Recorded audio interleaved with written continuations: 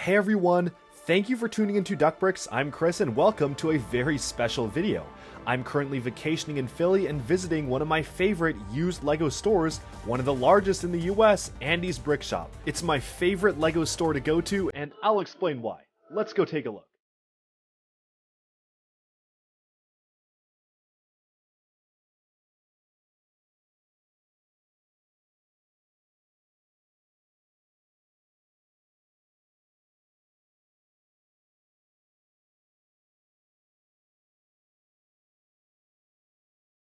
And here we are inside my favorite LEGO store.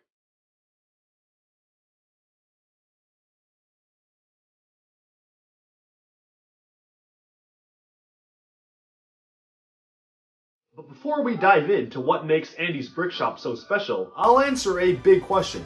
What exactly is a used LEGO store and how do they work? Well, for me personally, I've seen a lot of them been cropping up at least in the US quite often, although I have seen quite a few overseas as well, particularly in places like Amsterdam or Billund, Denmark. Essentially how these work is that if you have some used LEGO you no longer want, you can bring it into the store and either trade them in for other LEGO, or you could just sell it to the store owner for cash. I will say though, if you're looking for just cash, you're probably better off just selling stuff on Bricklink. Typically, store owners will give you far less than the value on Bricklink because they do need to make a profit, and especially if you're just trading in for money, they're not going to give you the best deal. So if you just want money, sell your stuff on Bricklink.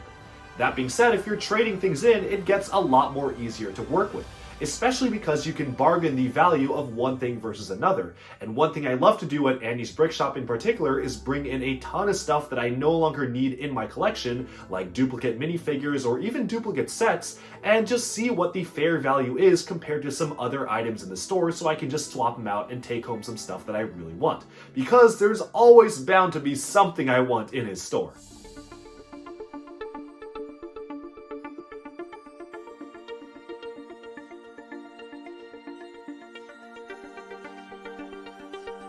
Of course, with stores like these, you don't actually have to bring in some used LEGO to trade in or even sell. You could just show up to the store and buy some stuff as you wish. One of the best things and things I love about Andy's Brick Shop is that for the most part, most of his prices are generally pretty close to the cheapest US buy on Bricklink. And if they aren't, he's willing to work with you to bring it closer to that amount.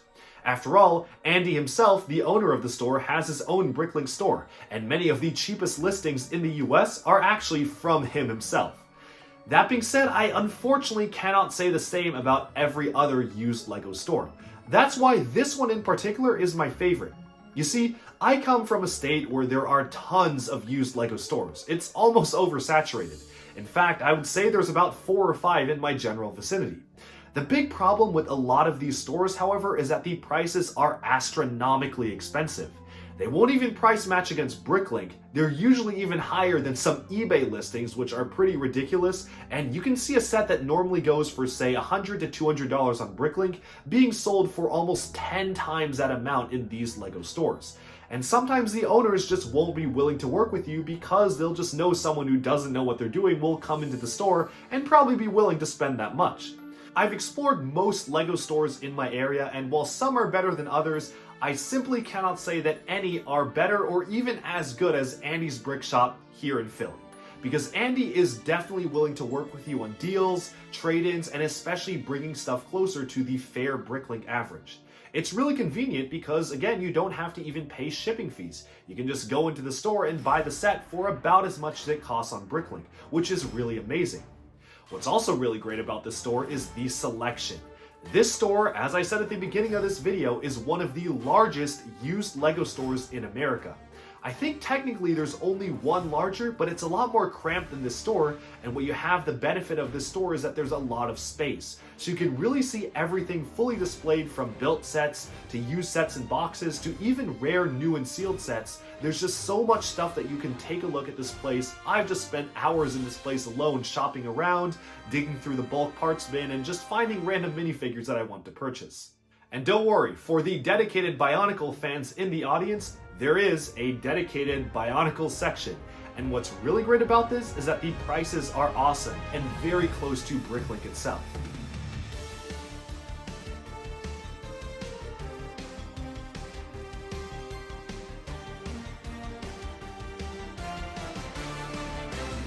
Let's go on a brief virtual tour of the store in and of itself. When you first enter the store, the first thing you'll see is that everything is very neatly organized in all sorts of categories. You can see certain LEGO themes grouped together, from superheroes to city to Bionicle to Simpsons and stuff like that. Everything belongs in its own separate group. And there's an entire section of the store dedicated to LEGO Star Wars. In fact, this is the exact store where I basically 100% completed my Ultimate Collector Series collection of the previous UCS Star Wars sets, especially because some of those are really hard to find on Bricklink and shipped from international countries, which make them a lot more expensive. And don't worry, you can also find minifigures all around the store. Each minifigure has their own price, and they are priced pretty reasonably compared to Bricklink. And that's not all, because besides all of these used and new sets and themes, you can see all these bulk bins for picking out minifigures, minifig accessories, building your own figures, and even just getting random bulk LEGO. In fact, I showed up to the store one day, had a literal list of parts I wanted, and about 3-4 hours later, I walked out with a bag of the exact parts I needed for a certain rare model. And that bag was very, very cheap because bulk is handled very well at Andy's Brick Shop, meaning that you don't have to pay too much for bulk, but you can walk out picking out the exact pieces you need and essentially leave the store with almost like a completed model for a very low price. For instance, just last year I was building some of BrickVault's excellent custom LEGO Star Wars spaceship mocks, and I walked into Andy's, got all the parts I needed, and voila, you can see some of the Jedi Interceptors here, which I literally just built by finding parts in the bulk bins of Andy's Brick Shop.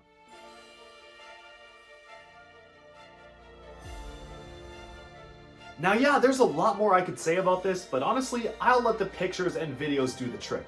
This is totally not a sponsored video. I did not get paid in LEGO for this or anything. I literally am just doing this video because I love Andy's Brick Shop so much and truly think it is literally the best used LEGO store I've been to basically ever. But before we end this video, there's just one last thing we have to do. Showcase the insane, massive LEGO haul I got from this trip in Andy's Brick Shop, which is worth almost $900 US. Let's take a look right now at the massive LEGO haul I was able to walk away from the store with. Alright, well now that I'm back home at my LEGO collection, it's time to unbox the massive haul I got from Andy's Brick Shop. What's really cool about this is that I didn't spend a single penny on this haul.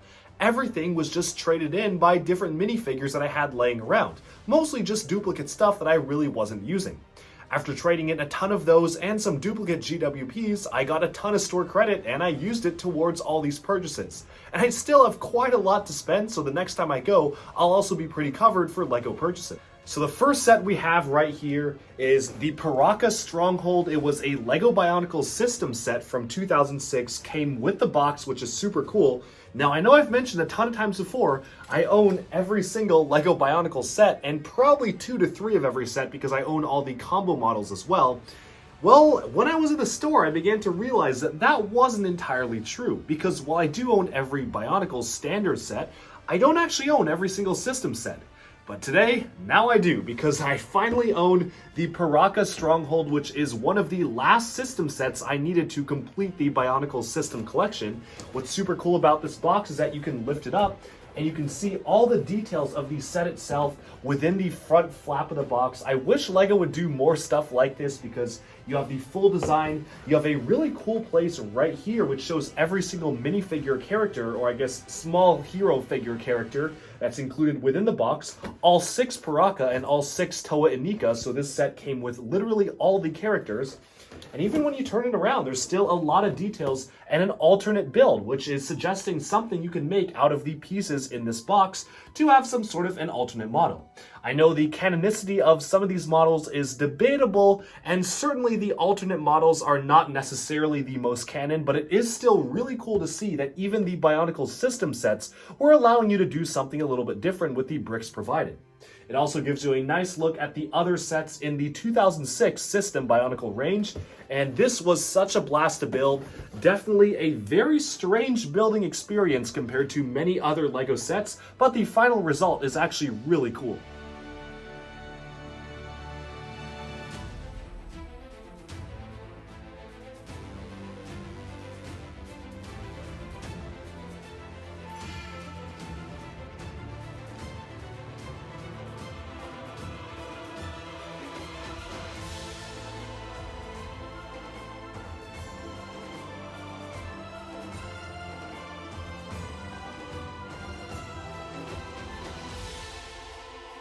For the next set I got in this haul, this is the LEGO Technic Test Car. This is actually a really rare set from the 1980s. I was super lucky. I spotted it at the very low and reasonable price of around $45. If you go on Bricklink right now, this set costs over double that amount, and this is in pretty good condition. Unfortunately, it is missing these stickers on the front, but it's not a huge deal to me because it does come with basically all the pieces needed to build the model. And I just love collecting some of these old obscure LEGO sets, particularly in Technic stuff, because when I was a kid growing up, I wasn't the biggest Technic fan. I missed out on a lot of the Technic stuff and particularly did not own many of these vintage Technic models. Obviously, as you can see, this was far before they even had the whole beam system. They were just using these standard LEGO bricks, the Technic bricks with holes in them, and it's a really interesting construction, especially compared to, say, the Technic builds of today, which are very polished and completely finished with panels and stickers and everything. This is pretty simple, but has pretty much all the functions you'd expect. From steering up at the front, you even got the working pistons in the back when you spin the wheels, and it even has an option to shift gears. So if you want to shift the gears on this model, it has a complex gear shifting mechanism where you literally just move it around in the middle here, and you can actually change how fast the pistons move in the back, which is super cool for what's essentially a nearly pure system model. It's one of the most interesting large-scale Technic cars, and it will definitely go well against the other Technic car I got from Andy's Brick Shop a couple of years back, which was set number 8880, the Supercar, which is one of the most beloved system-based LEGO Technic sets. They definitely will go well together, and I can't wait to mount this on the side of my wall.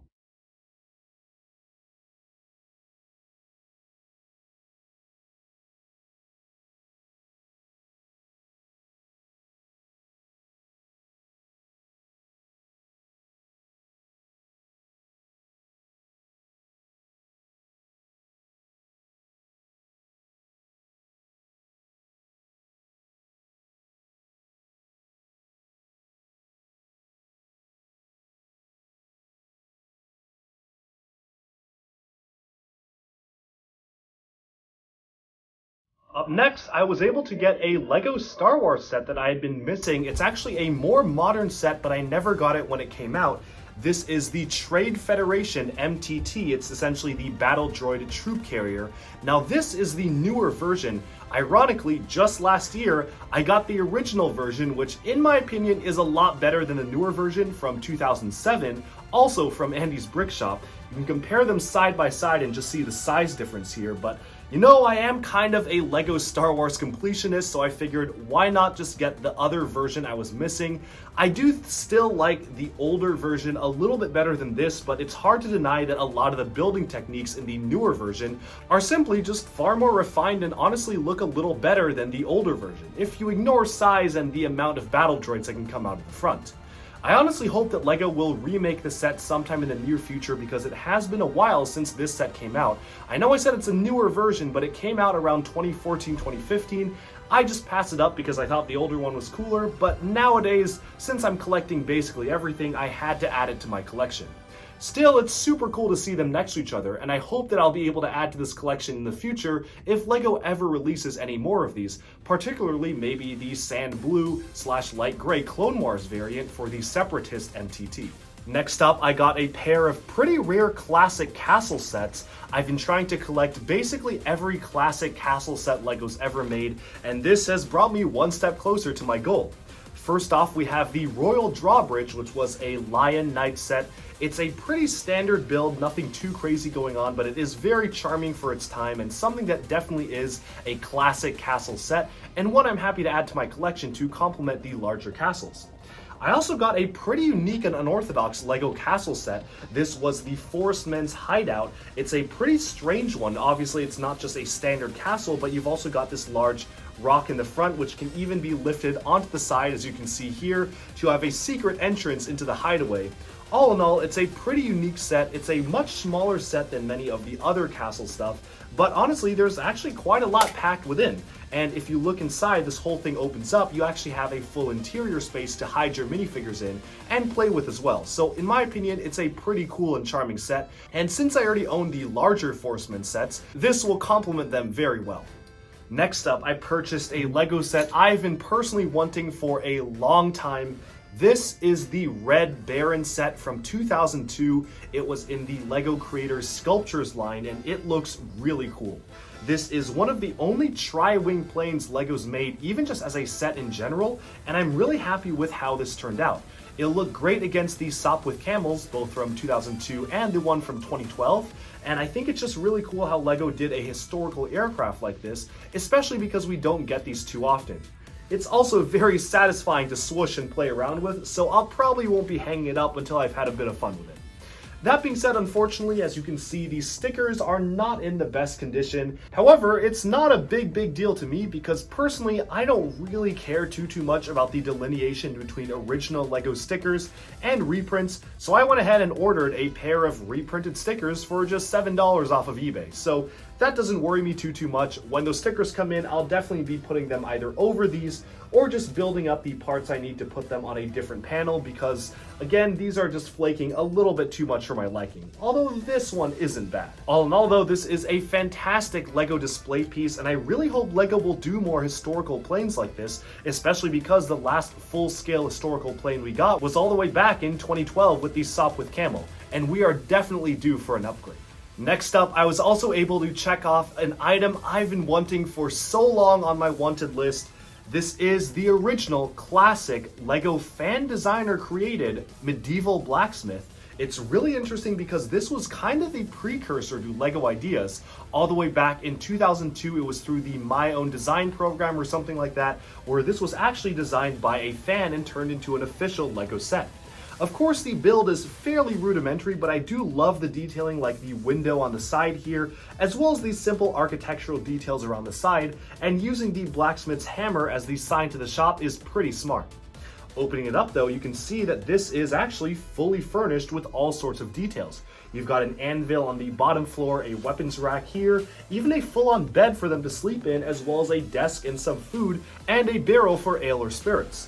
I really love just how detailed the interior of this building is, and no wonder this set is so rare nowadays because LEGO never really did too many things like this with civilian buildings in the LEGO Castle theme, and this was definitely a major standout. It looks really good. I think the classic charm just makes it look a lot better, and honestly, it really does look like an actual realistic medieval building, especially with the style of windows and the attention to detail with the black and white stripes. I'll definitely be displaying this next to my newer blacksmith that I just got this year, the LEGO Ideas Medieval Blacksmith, and it definitely is a really cool upgrade, but it's also cool to show how far LEGO's come. One other really awesome thing about this is the price. As I mentioned before, Andy's Brick Shop has things at basically Bricklink value, if not even lower. And this was valued at $150, which if you look on Bricklink right now, is relatively cheap compared to the listings that are out there today. Again, it's a really great store to go to if you want good deals and good prices on old LEGO like this, and I probably wouldn't have spent $200 to $250 on it out of my own pocket because it didn't really feel worth it to me, but having a trade-in value of $150 and trading in some minifigures for it felt a lot more fair to me. So that's what I love about Andy's Brick Shop is you can get really cool stuff like this just by trading in your old duplicate LEGO minifigs. And the haul is not over yet, because I finally got one of the Mars mission sets that I actually used to own, although I dismantled it to transform it into a Blacktron version of the craft. I kind of regretted it because I do want to own all the sets in their vanilla form, so I just bought another one. Only $25 for this set, and I know it's missing maybe a few pieces here in the back, but nothing too crazy, which is why it was so cheap. And it's also really cool how it actually came with the villain vehicle as well for the Martians. It's just a really fun and interesting LEGO Mars mission set, back when LEGO was still doing original LEGO space themes. I definitely will be hanging this up in my display of all the other Mars mission sets where I have basically every other set hanging, so definitely stay tuned for that if I'll do a spotlight on that in the future. There are still a few more very obscure and strange LEGO sets that I had to get my hands on. I spotted this on the shelf for only $34, which according to Bricklink is basically in the middle of the road, but it did come with the original box, which you can see here, and the manual. It's a very old vintage LEGO set all the way back before minifigures were even a thing. It was part of their Homemaker line, which features a fully detailed bathtub, sink, and countertop for kind of LEGO's dollhouse theme. It also features a pretty unique mold for the base plate with some smooth tiles in the center, and not something that really appeared outside of this line. In fact, this set is so old that it predates me by quite a lot. It came out in 1974, one of the oldest LEGO sets ever. It's such an old and fantastically rare LEGO set, and having it built really shows you just how different it is compared to LEGO sets today. It's a really fascinating look at the types of sets LEGO was putting out around 1974, which again is at a completely different scale to stuff you'd see today. Obviously, most of the parts are pretty standard, but one really cool thing is that this obviously was the original set with the original box, so while it wasn't sealed, all of these parts are era accurate. And what I mean by that is that if you look at, say, the 2x6 bricks, the mold for them is actually very different than they are today because this was the older style of LEGO brick. So everything here is completely authentic to how LEGO was doing things back then, which in my opinion is really interesting and makes every brick in this set really valuable to me. I also really love the buildable figure, which you can see here. It's definitely a very different scale than your standard LEGO minifigure, and I do have a few of these, particularly the family set, but it is really nice to get another one and expand my admittedly very small collection of sets like this from the Homemaker theme. And finally, we've reached the end of the haul with just one last set. This I just simply couldn't pass up for $28 fully sealed. This has never been opened, it's 100% sealed in the box, so I'm definitely super excited to build this. It's the only set out of this haul which I haven't actually built yet because I wanted to keep it sealed just until I unbox it, and I am super excited to have the building experience of creating a set from 1999 fully sealed, which you honestly don't get to have that often. It's pretty rare to see a set that's sealed in such good condition from that era over 20 years ago, and I can't wait to build this and even see how the stickers go on as well, because obviously LEGO was doing packaging, manuals, stickers, everything very different back then, so it'll be a really fun experience to see just how this goes together. Otherwise, it's not that interesting of a set. It is a fun rocket build with some side wings, and the decals are nice enough, but the build isn't anything too crazy. I mostly just got it because it was pretty cheap and fully sealed, which I think is a pretty good bargain for something this rare that's completely sealed.